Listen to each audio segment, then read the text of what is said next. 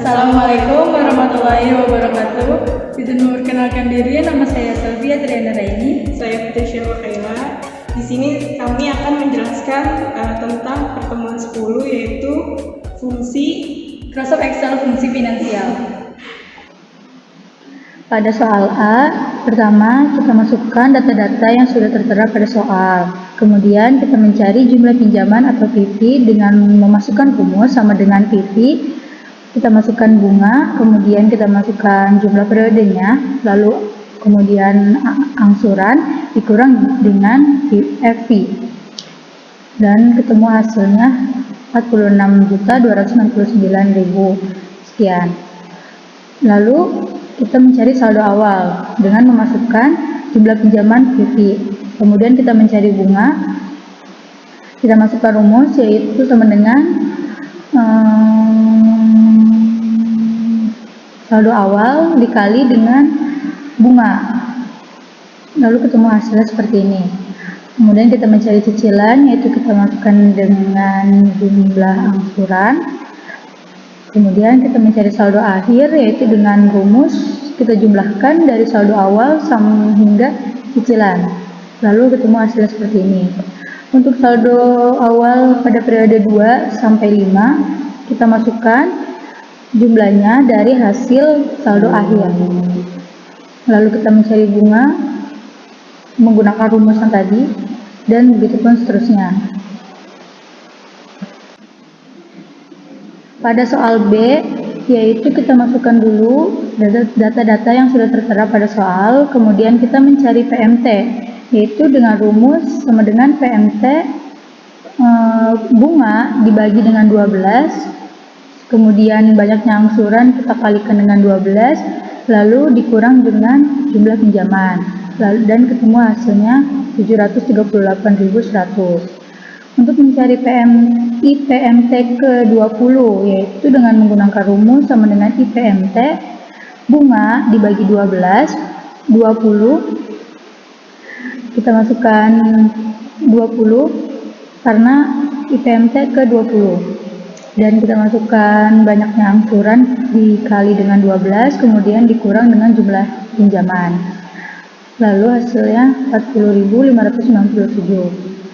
Dan mencari PPMT ke-20, rumusnya yaitu sama dengan PPMT bunga dibagi 12, kemudian kita masukkan 20 karena mencari PPMT ke-20, kemudian banyaknya angsuran dikalikan dengan 12, lalu dikurang dengan jumlah pinjaman, dan hasilnya 697.503. Untuk mencari pinjaman pada periode 1, kita masukkan jumlah pinjaman, yaitu 25 juta. Kemudian mencari cicilan, yaitu dengan rumus pinjaman dikalikan dengan bunga dibagi 12, hasilnya 83.333. Mencari angsuran pokok, yaitu dengan mengurangi PMT dikurang dengan cicilan, hasilnya 654.766.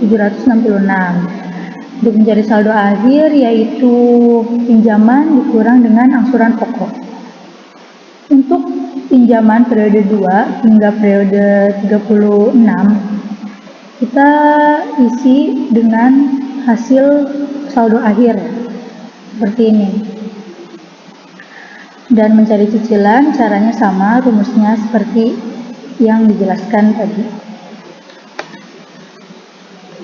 Untuk soal C, memiliki bunga rate 0,92% dan jumlah uang untuk melunasi pinjaman senilai 60 juta. Dengan menggunakan rumus awal pada jumlah pinjaman D1 dan menghitung bunga dengan rumus tersebut, langsung ke angsuran pokok yang sudah dicantumkan. Pada hitungan terakhir pada saldo akhir, yaitu ke B8 dan D8. Untuk pinjaman selanjutnya di B9, yaitu dengan menggunakan rumus ke saldo akhir sampai dengan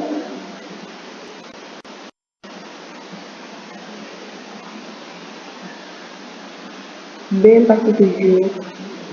Lalu rumus total pada sum C8 dan C47 dan sum D8 dan D47.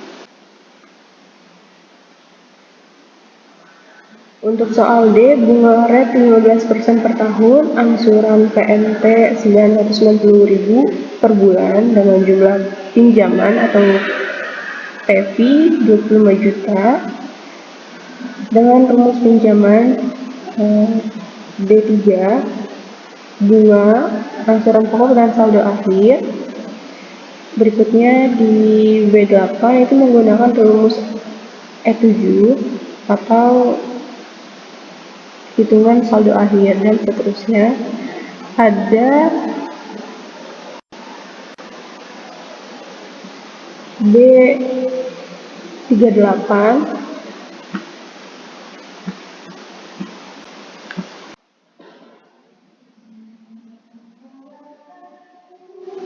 soal E atau di set 5, bunga dengan rate 7,50% per tahun, periode atau NPR-nya 5, angsuran PNT-nya 2,5 juta per tahun, dengan jumlah pinjaman atau PV-nya 50 juta.